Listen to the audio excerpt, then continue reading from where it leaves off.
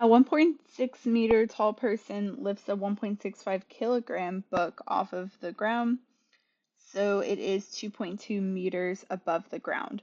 What is its potential energy of the book relative to part A, the ground, B, the top of the person's head, and part C, how is the work done by the person related to the parts A and B? Okay, so we know the potential energy. Let's use U.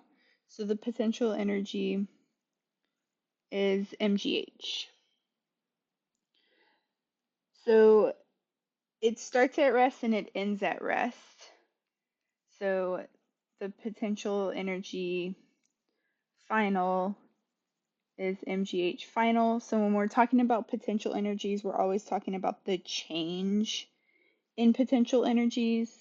So the change in potential energy is mg H final minus H initial. Okay, so for part A, we know G is 9.8 meters per second. We know the mass is 1.65 kilograms. The final for part A is 2.2 meters. And the initial is equal to 0.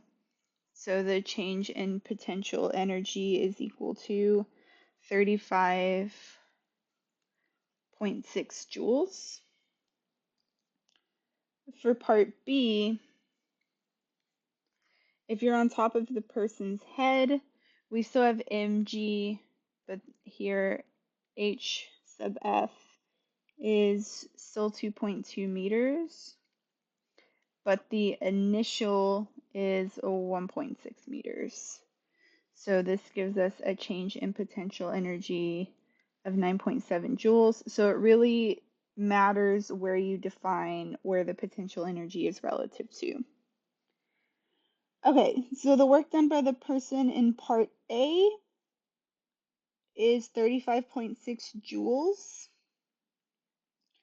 So it's the potential energy there is calculated when you're talking about a starting point. So the work done is related to the work done by the person.